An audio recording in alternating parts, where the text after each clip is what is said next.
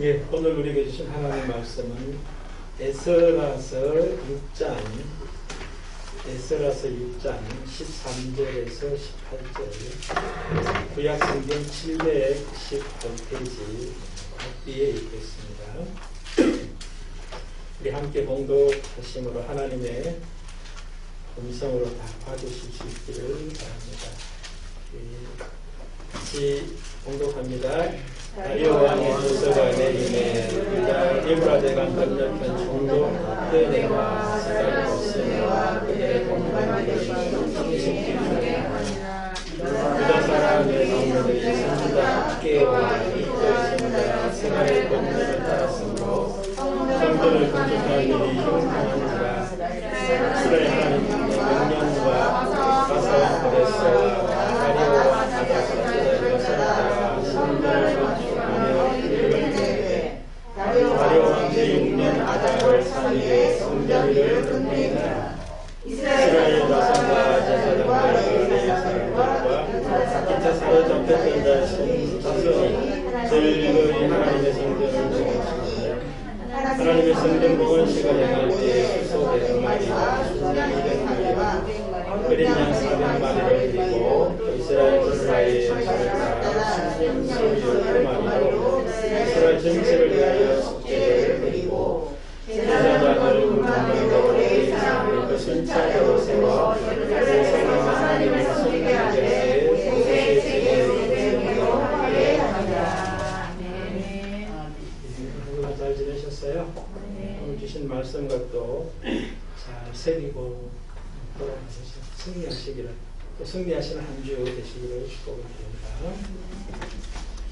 예, 오늘 말씀의 제목을 하나님의 성전을 봉헌하다 그렇게 정했습니다. 특별히 이렇게 정한 이유가 있는데요. 지난주에 제가 설교 제목이 뭐였죠? 하나님의 성전을 건축하다 그렇게 제가 정했죠. 근데 오늘은 하나님의 성전을 봉헌하다 그렇게 했습니다. 지난주 말씀이 시작이라면 오늘 말씀은 마지막이 되는 또 그런 하나님의 성전의 마지막이 되는 또 그런 모습이죠. 근데 이 성전 봉헌과 굉장히 밀접하게 우리 오늘 말씀 속에서 찾을 수 있는 것은 성전 봉헌과 즐거움은 함께 간다 하는 것을 알 수가 있어요.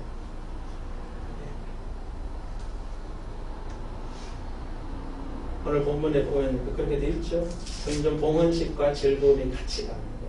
16절에 보면 이스라엘 자손과 제사장들과 레위 사람들과 기타 사로잡혔던 자의 자손이 즐거이 하나님의 성전 봉헌식을 행하니.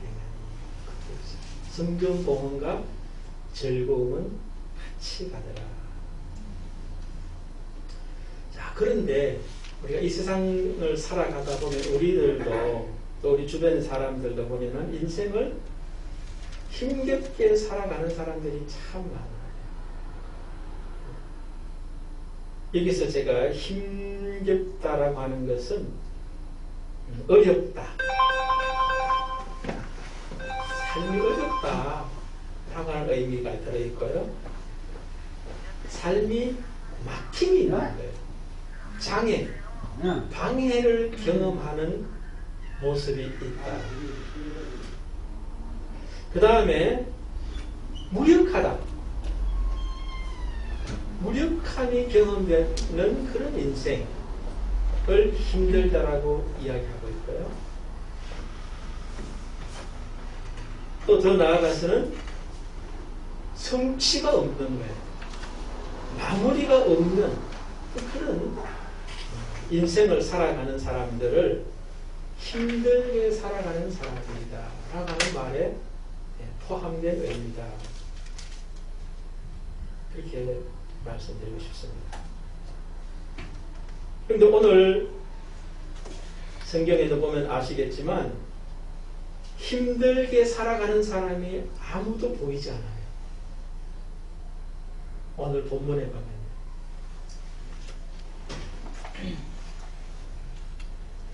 여러분 우리가 우리 자신이나 우리 주변에 보면 인생을 힘들게 살아가는 많은 사람들을 보는데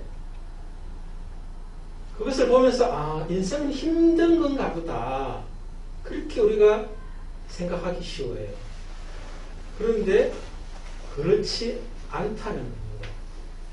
오늘 성경에 나타나는 사람들을 보면은 오히려 잔치하며 축제하면서 즐거워하면서 살아가는 사람들이 분명히 있다는 거예요. 더 나아가서 즐겁게 하는 자의 삶을 살아가는 사람도 있다는 거예요. 힘들게 살아가는 많은 사람들이 있는 것 같지만 그 중에는 즐겁게 살아가는 사람도 있다. 더 나아가서는 즐겁게 살아가도록 하면서 살아가는 사람조차도 있다는 거예요. 그런데 우리는 내 자신을 비롯해서 이웃을 보면은 즐겁게 살아가지도 못할 뿐만 아니라 대부분의 생들이 뭐예요? 힘겹게 살아가는 것이 일상이에요. 그런데 성경은 그것이 잘못이라는 거예요. 그거는 바른 삶이 아니라는 거죠. 이유가 있다는 것입니다. 즐겁게 살아가는 삶과 더 나아가서 즐겁게 하며 살아갈 수 있는 삶도 있는데 왜 그것을 살지 못할까? 또 어떻게 살 수 있을까? 하는 이야기를 오늘 하나님이 우리에게 말씀을 주시고 있다 하는 것이죠. 오늘 유다 백성이 이제 16년 동안 바벨론에서 돌아와서 성전을 건축을 시작을 했어요. 그런데 시작하자마자 총독과 주변 사람들의 반대 때문에 짓지를 못하고 16년 동안 계속 그대로 있어요. 그러니까 비가 오고 눈이 오고 이러면은 성전은 비가 다 맞고 눈이 다 맞을 수밖에 없는 그런 모습이라는 거예요. 그런데 학개 선지자와 스가랴 선지자가 이제 2차 포로에서 돌아오면서부터 유다 백성들에게 성전 재건을 촉구하는 예언을 하게 되는 거예요. 말씀을 전하는 거예요. 그러면서 이제 다시 이제 이 사람들이 힘을 모아서 성전 재건을 위해서 또 시작을 합니다. 그런데 또 당시에 바뀌었던 이제 그 성전 재건을 할 때 또 뭐예요? 반대가 나타나는 거예요. 뭐 반대까지는 아니지만 우리가 보면은 이의를 제기하는 사람들이 나타나요. 너희들이 누구의 이름으로 무슨 권세로 이 성전을 다시 재개하느냐 하는 이야기를 하게 되죠. 그래서 이스라엘 백성들이 고레스 왕 시대 때 성전을 재건하라고 하셨던 그 명령이 있었기 때문에 다시 이제 재건한다 하는 그런 이야기를 하죠. 그랬더니 당시에 총독과 주변 사람들이 이미 왕이 바뀌어서 다리오 왕이 된 거예요. 정권이 바뀐 거예요. 다리오 왕에게 이제 공문을 보내가지고 이 사람들이 성전을 짓고 있는데 재개한다고 그러는데 고레스 왕께서 명령하신 것이 맞느냐는 것을 확인해 달라는 공문을 보냅니다. 근데 공문을 받아서 이제 다리오 왕이 이제 쫙 찾아보니까 정말로 그 고레스 왕 때 이스라엘 백성들이 성전 재건할 수 있도록 하는 명령서가 있어요. 조서가 발견됐고 그 발견된 내용 중에 보면은 성전을 건축하는 것을 방해하지 말라. 짓게 해라. 그리고 성전을 짓는 데 필요한 모든 돈도 비용도 다 대줘라. 그리고 제사를 드린다면 필요한 재물들도 다 대줘라 하는 이야기를 했던 공문을 이제 발견해서 다리오 왕이 총독과 이제 주변 사람들에게 보내. 그래서 오늘 성전이 다리오 왕의 조서를 받았던 사람들이 이제 총독과 이제 주변 사람들의 이야기로부터 시작되는 거예요. 다리오 왕의 조서가 내림에 유브라데 강 건너편 총독 다뜨네와 서달 보스네와 그들의 동관들이 신속히 준행하니라. 무엇을 신속히 준행하는 거죠? 성전 재건을 신속히 준행하는 거예요. 근데 성전을 누가 지어야 되는 거예요? 총독과 중독 주변의 사람들이 성전을 지어야 될 일이 아니잖아요. 유다 백성들이 지어야 되는 거 아니에요? 그런데 오히려 반대하고 이 일을 제기했던 사람들이 유다 백성들이 성전 짓는 것을 도와주고 있다는 거예요. 그 도움과 더불어서 뭐예요? 유다 백성들이 또 그 학개 선지자와 스가랴 선지자의 권면을 따라서 성전을 건축하는데 형통했더라. 형통할 수밖에 없겠죠, 그죠? 그 지역의 권력자도 도와주고 짓는 비용도 다 도와주고 하는데 부족한 게 뭐가 있겠어요? 오히려 그런 생각이 들더라니까요.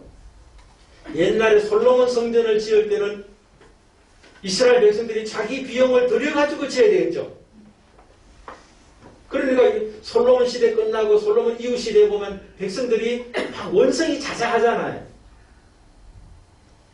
솔로몬 시대 때는 자기들이 성전 짓고 하는데 막 헌신했으니까 너무 힘들었으니까 그 다음 왕된 르호보암 왕에게는 우리가 좀 아버지 때보다는 좀 덜 힘들게 살게 해주십시오 하는 제안을 하잖아요. 근데 오히려 더 힘들게 하겠다는 이야기를 하니까 이제 왕국이 갈라지는 어떤 그런 상황이 펼치잖아요. 그래서 오늘 본문 속에서는 보면은 모든 것에 방해가 하나도 없고 도와주고 신속하게 준행하고 형통하게 지을 수 있는 그 모든 조건들이 다 완비가 됐어요. 그래서 지금 지어가고 있다. 그렇게 볼 수 있죠. 그리고 학개 선지자나 스가랴 선지자도 성전을 돕는 그 일을 이제 도와주고 있고 하는 이야기를 하는 거예요. 그리고 결국은 이제 절거히 하나님의 성전 봉헌식을 행하고 또 속죄제를 드리고 그 다음에 이제 그 예배 그 성전에서 봉헌된 성전에서 제사장이나 레위 사람들이 모세의 책에 기록된 대로 제사장 직분과 레위인의 직분을 감당할 수 있도록 하는 일이 펼쳐지는 거예요. 이게 저는 본문의 내용인데 이 속에 보면은 어느 하나 힘겨워하는 사람이 있어요, 없어요? 힘겨워할 조건과 상황도 아니잖아요. 오히려 성전 지면서 돈을 받으면서 했지 않았을까 그런 생각이 들어요. 솔로몬 성전한테 자기가 내놓고도 변신해야 되는데 고레스 왕이 이미 명령서가 성전 비용을 다 대주고 지으라고 했단 말이에요. 그러니까 이 사람들은 뭐야? 일당을 받든지 뭐 월급을 받든지 4년 걸리거든 성전 짓는데요. 4년치 봉급을 버는 기회가 돼버리는 거예요. 오히려. 그러니 유다 백성 입장에서 뭐예요? 너무 감사한 일이죠. 그런 일이 펼쳐지는 거예요. 그러니까 성전 건축할 때 뿐만 아니라 뭐예요? 봉헌식을 하게 되니까 절거히 기쁨으로 봉헌식을 거행했다. 그런 이야기예요. 그리고 그간에 있던 자기들의 어떤 그 죄도 발견하게 되면서 속죄제도 드리고 그 제사장과 레위인들이 하나님의 말씀대로 사는 것이 너무나 소중한 것들을 깨달았기 때문에 그렇게 행할 수 있도록 하는 그런 일들이 다 이렇게 행해지더라 하는 거죠. 그럼 오늘 본문 속에서 저와 여러분이 같이 이제 나누고자 하는 말씀이 뭐냐면은 오늘 유다 사람들이 처음부터 이렇게 된 건 아니라는 거지.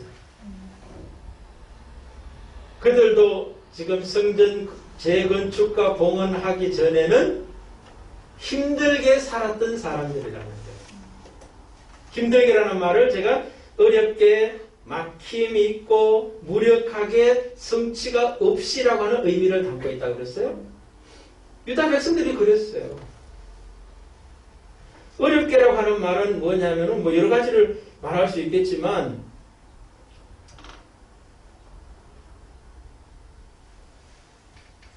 경제적으로도 굉장히 가난하지 않았을까 하는 그런 생각을 해봐요. 그리고 지금 고국에 돌아왔지만 자유민이 아니죠. 그죠? 메대와 파사의 식민지 백성이 그러면서 자기 고국으로 이제 돌아온 것밖에 없는 거예요. 그 다음에 그간에 또 막힘이 있는 삶으로 힘들게 살았죠. 총독과 주변 사람들이 반대했었잖아요. 이의를 제기했잖아요. 그들을 다스리는 그 다스림을 받아야 되는 어떤 그런 막힘도 있었고, 그 다음에 무력하다라고 하는 말은 16년 동안 성전이 미적미적 건축이 되지 못하고 있었던 것이 무력한 모습이 유다 백성들에게 있었다라고 하는 이야기가 된다는 거죠. 그 다음에 성취가 없었다는 말은 성전 건축을 했지만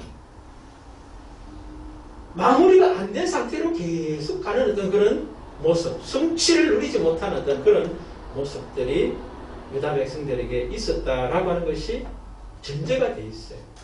그런데 그들이 이제 오늘 본문에는 즐거움으로 잔치하면서 기쁨으로 성전을 건축해가고 봉헌해가는 어떤 그런 모습으로 바뀌어지는 모습, 또 그렇게 바뀌도록 세워주는 사람들이 또 몇 사람이 있었는데, 오히려 유다 백성들보다도 더 복된 삶을 살고 있는 사람들이 오늘 본문에 세 사람이 나와요. 특별히 이제 세 사람이 나오는데, 먼저 다리오 왕의 조서를 받았던 총독 답드네와 스달보스네, 그들의 동관들은 신속히 준행했지만 이들의 삶에는 잔치와 기쁨과 감사가 있어요, 없어요? 이들은 성전을 지금 건축하고 있어요, 이들도 같이. 근데 그들에게는 없어요. 왜 그럼 성전 건축합니까? 봉헌식을 하게 합니까? 왕의 명령을 준행하는 것밖에 없기 때문에. 우리가 오늘 본문 바로 앞에 보면 6장 1절에서 12절에 보면은 왕의 명령대로 하지 않으면은 한마디로 말해서 다 죽인다라고 하는 이야기를 하거든요. 그러니까 자기 죽지 않기 위해서 그렇게 열심히 하고 있는 거라는 거예요. 그러니까 성전은 짓는데 도움을 주지만 그들의 내면에는 결코 즐거움이나 기쁨, 감사, 잔치는 없이나 하는 어떤 그런 모습도 있어요. 반면에 이제 잔치할 뿐만 아니라 잔치하게 하는, 즐겁게 하는 자의 모습에 서 있는 사람들이 이제 특별히 세 사람이 있는데, 그 세 사람이 누군지 아십니까? 학개와 스가랴. 또 한 사람이 있어요. 네? 이건 찾기가 좀 힘들 거예요. 에스라예요. 근데 오늘 본문에는 에스라라고 하는 이름은 없어요. 에스라의 말만 있어요.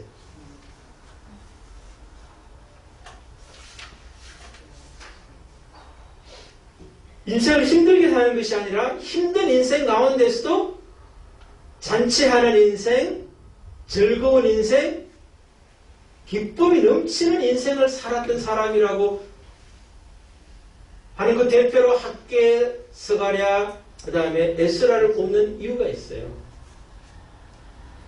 여러분, 학개와 스가랴도 에스라도 오늘 본문에 나타나 있는 그 총독들, 답드네나 스달보스네, 그 다음에 동관들이 있는 곳에 이들이 2차 포로에서 돌아왔죠. 그런데 그들은 뭐예요? 환경 때문에 반대하고 이의를 제기하는 것 때문에 즐거움이 사라지지 않았어요. 그것이 문제가 안 되었던 사람이라는 겁니다. 그런 사람이었기 때문에 즐거움을 살 뿐만 아니라 다른 사람도 즐거움을 줄 수 있는 사람, 나눠줄 수 있는 사람으로 세워졌다는 것을. 그래서 우선 제가 쉽게 설명드리면 학계라고 하는 말의 그 선지자 이름의 의미인데요. 축제라는 이름이 의미가 그 이름이에요. 다르게 말하면 잔치인 거죠. 그런데 이 사람이 축제와 잔치하는 사랑으로 서 있는 거예요. 총독들과 주변 사람들이 성전을 짓지 못하게 하는 그런 상황 속에서도, 이 일을 제기하는 상황 속에서도 잔치와 축제의 존재로 이 사람이 바뀌어져 있었다는 거예요. 그리고 힘들게 살아가는 그 유다 백성들에게 즐겁게 살아가지 못하는 그 백성들을 즐겁게 살아갈 수 있는 사람으로 세워주더라. 스가랴의 뜻은 여호와께서 기억하신다 하는 그런 뜻이에요. 그러니까 즐거움으로 살아갈 수 있었던 이유 중에 하나가 스가랴라고 하는 이름 속에 이미 내포되어 있다는 거예요. 힘겨운 삶의 자리일지라도 그 힘겨운 자리가 하나님이 기억하시는 자리라고 하는 믿음이 있다면 그 힘듦이 아닐 수 있다는 걸 이야기한다는 겁니다. 여러분, 우리가 사랑하는 우리 자녀를 양육할 때 여러 가지 힘들고 어려운 게 많죠. 그러나 그 힘들고 어려움이 기쁨이 될 수 있는 이유, 즐거움이 될 수 있는 이유가 뭐예요?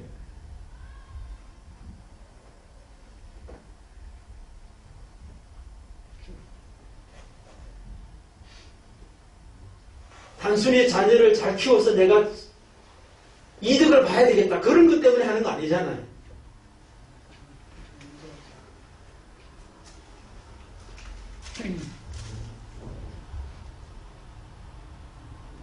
자녀이기 때문에, 더 나아가서는 하나님이 내게 주신 자녀이기 때문에 그에게 헌신하잖아요. 기쁨으로 하잖아요. 물론 그렇지 않은 사람도 있어요. 그러나 대부분은 그렇다는 거예요.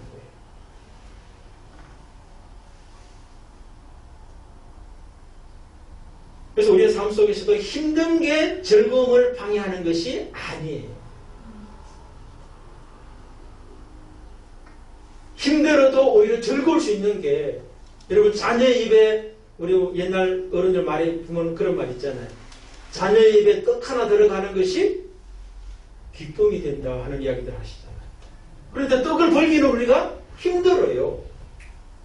그러나 그 떡을 자녀가 먹는 것이 기쁨이기 때문에 우리는 넉넉히 할 수 있는 것이에요. 그래서 스가랴도 마찬가지라는 거죠. 여호와께서 기억하신다라고 하는 그 이름의 뜻처럼 우리의 삶의 현재가 여호와께서 기억하시는 나의 현재라고 하는 것을 알면은 넉넉히 이길 수 있어요. 그 다음에 이제 한 사람이 에스라라고 하는 사람인데, 오늘 본문은 에스라라고 하는 이름은 없어요. 그런데 이 에스라서는 누가 썼겠어요? 에스라가 썼어요. 근데 에스라가 쓴 이 말씀 중에 하나가 뭐냐면은 14절에 있는 말씀이에요. 후반절인데 14절 제가 읽겠습니다. 유다 사람의 장로들이 선지자 학개와 이또의 손자 스가랴의 권면을 따랐으므로 성전 건축하는 일이 형통한지라 이스라엘 하나님의 명령과 바사왕 고레스와 다리오와 아닥사스다의 조서를 따라 성전을 건축하며 일을 끝내되. 거기에서 에스라가 어디 보이느냐 하면요, 이 성전 건축을 하고 봉헌하는 데 굉장히 중요한 역할을 했던 사람이 이제 하나님의 명령과 그 다음에 또 하나가 뭐냐면 고레스 왕, 다리오 왕, 아닥사스다 왕의 조서가 성전을 건축하고 봉헌하는데 중요한 역할을 했다, 그렇게 이야기합니다. 그럼 그거 맞는 거 아니냐 그렇게 말할 수 있는데, 아닥사스다 왕은요, 오늘 본문에 보이지 않지만 우리가 앞장에 보면은 에스라서 4장 23절에 보면은 1차 포로에서 돌아왔던 사람들이 성전을 질 때 반대하는 사람들이 이제 아닥사스다 왕에게 조서를 뭡니까? 공문을 올려가지고 방해하도록, 짓지 못하도록 하는 조서, 뭡니까? 공문을, 보내. 그런데 아닥사스 왕이 어떤 결과물을 보내냐면은, 짓지 못하게 하는 그 결과물을 이제 조서를 내린다는 거예요. 23절, 24절에 보면 이런 말이 있어요. 4장에. 그 사람이 이제 아닥사스다 왕인데, 아닥사스다 왕의 조서 초본이 르훔과 서기관 심세와 그의 동료 앞에 낭독되매, 르훔, 심세 이런 사람들은 누구냐면은 1차 포로 때 돌아왔을 때 예루살렘 지역의 총독과 주변 사람들의 모습이에요. 그들이 예루살렘으로 급히 가서 유다 사람들을 보고 권력으로 억제하여 그 공사를 그치게 하니, 이에 예루살렘에서 하나님의 성전 공사가 바사왕 다리오 제2년까지 중단되니라. 중단하게 했던 사람이 아닥사스다 왕이에요. 그런데 오늘 에스라 선지자, 에스라 이분은 학사 겸 제사장인 에스라는 이 에스라를 쓰는데 성전 건축과 재건축과 봉헌하는 그 일에 아닥사스다도 돕는 자였다라고 이야기한다는 거예요. 앞에 4장에서는 뭐예요? 멈추게 한 장본인이라고 말했는데 오늘 본문에서는 돕는 자라고 기록하고 있는 이유가 뭐냐는 거죠. 앞에서는 이런 말 했다, 뒤에는 저런 말 하는 어떤 그런 모습이냐 하는 거예요. 아니라. 그럼 뭐냐? 다시 말해서 이제 조금 이따 세 번째 질문에서 말씀드리려고 그러는데, 한마디로 말하면 학개나 스가랴나 에스라 전부 다 뭐예요? 인생을 자기 자신만 잔치하고 살아갈 뿐만 아니라 잔치하게 하는 사람들인데, 이 사람들의 공통점이 있다는 거예요.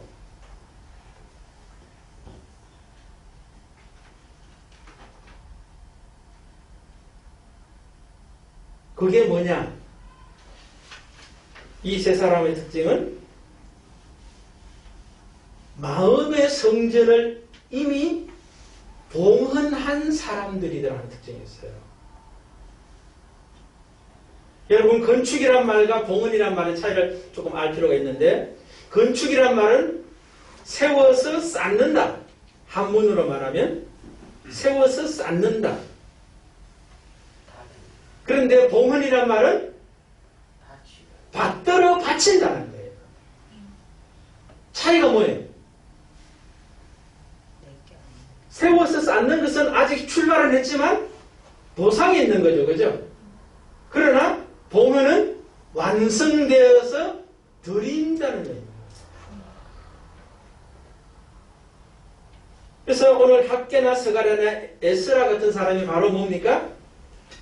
성전이 봉헌된 사람, 특별히 그 성전은 마음의 성전이 이미 봉헌된 사람들일 때, 환경과 상관없이, 관계와 상관없이, 내면의 어떤 그런 생각과 감정에 상관없이 잔치하면서 즐거워하면서 축제하면서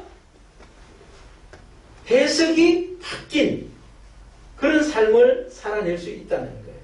아닥사스다, 해석이 바뀌었죠. 그죠? 앞에서는 반대하는 아닥사스다라고 말했다가 지금 6장에 와가지고는 오히려 돕는 자였다라고 말하는 게 마음의 성전 때문에 그렇다는 거예요. 외적인 성전은 아직 건축이 안 됐어요.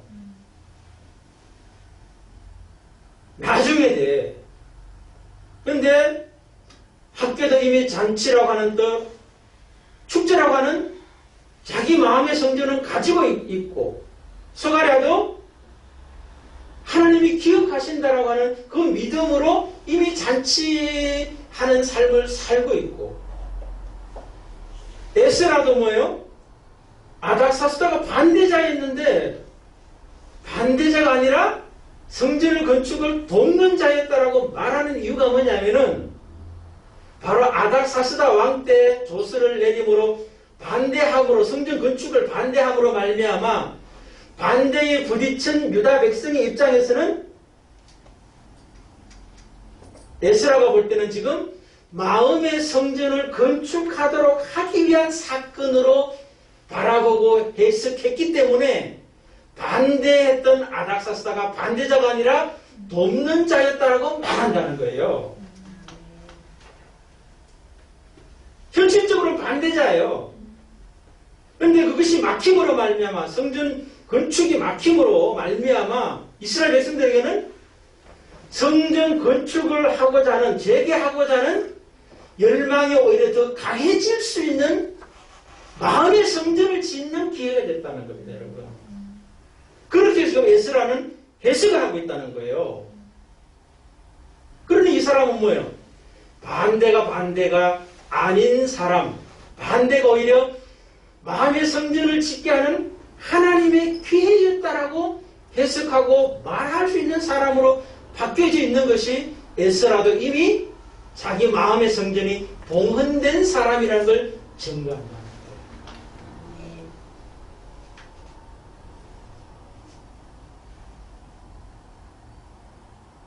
그럼 결론은 뭐겠습니까? 우리의 삶도 힘들게 살아가고 있는 사람들, 어렵고 막힘이 있고 무력하고 성취가 없이 살아가는 그 삶의 현장에 내가 있다면 우리가 성전을 건축은 하고 있지만 중도에 포기하고 있는 사람일 수 있어요. 유다 백성들이 건축을 시작했지만 16년 동안 포기하고 살아갈 수밖에 없는 삶의 자리에 있을 때는 그들은 힘들게 살아갈 수밖에 없었어요. 그러나 재개하면서 재건되면서 봉헌식 할 때까지는 즐거움으로 살아갈 수 있고 잔치하며 살아갈 수 있었던 이유가 바로 뭐냐면은 마음의 겉으로 성전, 건물로서의 성전뿐만 아니라 마음의 성전이 더욱더 견고하게 지어져 가고 있었던 것을 알 수가 있어요. 특별히 이제 학개와 스가랴의 권면을 이 사람들이 따랐다라고 이야기하는데 역사적으로 보면요. 성전 재건이 완성이 되는 게 516년, BC 516년에 완성이 되는데 건축하는 시간이 4년 걸렸어요. 그럼 그 앞에 하면은 516년에서 520년이죠. 그죠? BC 520년에 건축을 해가지고 516년에 완성이 돼요. 그런데 먼저 학개 선지자는 519년에 선지자로서의 역할이 끝나. 그 다음에 스가랴는 BC 518년에 끝나요. 그럼 518년하고 이제 516년은 지금 2년의 기간이 있잖아요. 그죠? 학개 선지자로 말하면 3년이라는 기간이 있었어요. 그 사이는 이들이 하나님의 말씀으로 건면하지 않았는데도 불구하고 이들이 3년 내지 2년은 최소한 성전을 건축하고 마무리하고 봉헌하는데 열심을 냈다는 걸 우리가 알 수가 있거든요. 그럼 그들이 무엇이 그 열심을 가져왔느냐는 거예요. 그들의 마음에도 성전이 건축되고 있었다. 외적 성전만 아니라 건물 성전만 아니라 내적인 마음의 성전을 이들이 건축했다라고 하는 것이 증명이 되는 거예요.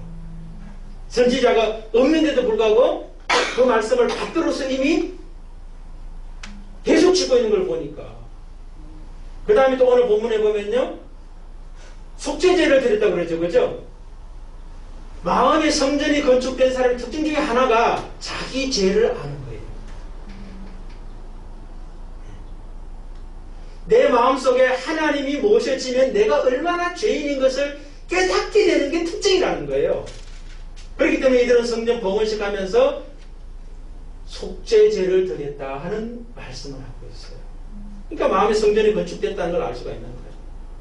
마지막 하나는 뭐냐면은 제사장과 레위인을 세우면서 순차대로 또 그들을 이제 섬길 수 있는 사람들이 되는데 그 근거가 뭐냐면은 모세의 책에 기록된 대로, 율법에 기록된 대로 실행할 수 있도록 하게 하는 사람들, 곧 이 사람들이 하나님의 율법 말씀이 그들의 마음속에 있는 사람이었다는 것을 반증하잖아요.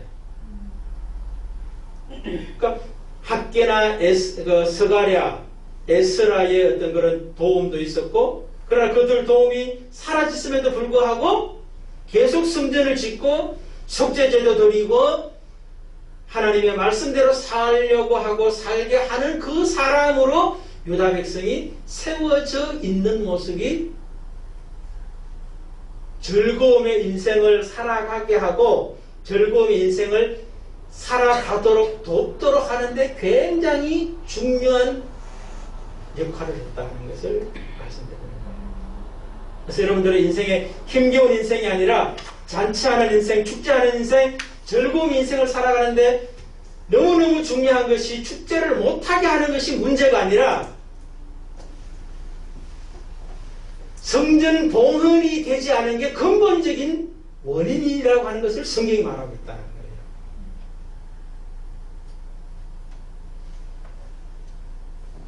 여러분, 성전 비문에 앉아있던 안전뱅이는 무엇을 먹을까 마실까 입을까를 늘 걱정하면서 성전 비문에 앉아있어요. 성전에 가까이 있지만 성전의 그 봉헌의 기쁨을 못 누리고 살아가고 있죠.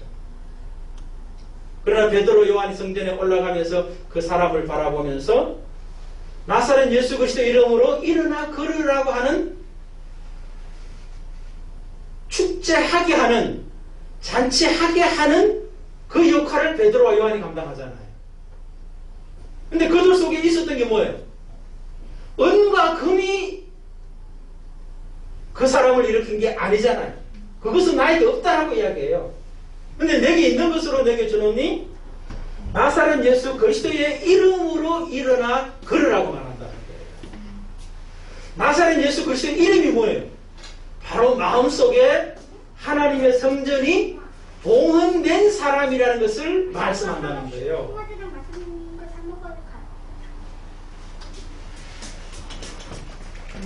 제가 이제 대대로 설명됐죠, 그죠? 그러니까 여러분들 우리가 힘써야 될 일은 우리가 힘들게 살아가게 하는 어떤 그런 어렵고 막히고 무력하고 성취 없는 어떤 그것을 해결하려고 막 애쓸 게 아니에요. 성전 봉헌하기 위해서 힘써야 되는 것이 더 우선이라는 거예요. 그러니까 오늘 본문에도 그 반대하고 그 다음에 또 뭐예요? 이 일을 제기하던 총독과 주변 사람들이 반대자가 아니라 오히려 뭐예요? 돕는 자가 됐다는 거예요. 돕는 자가. 근데 봉헌하면서 이제 이 사람들이 즐거워하면서 봉헌시켰다고 그러는데 아마 4년에 걸렸거든요. 제가 이제 그런 생각이 드는 거예요. 그럼 4년 동안 이 사람들에게 하나님은 무엇을 가르치려고 하셨을까 하는 생각이 드는 거예요. 나에게 반대자가 아니라는 것을 가르치는 거예요. 뭐 이 이야기를 가지고 또 한참 이야기할 수 있는데 어쨌든 여러분이나 저나 힘들게 살아가는 인생 더 이상 살지 마시고 성전을 봉헌하는 자로 여러분의 삶이 집중되셔가지고 잔치하는 인생뿐만 아니라 잔치하게 하는 인생을 살아가시는 우리 성도와 공동체가 되시기를 주의 이름으로 축복을 드립니다.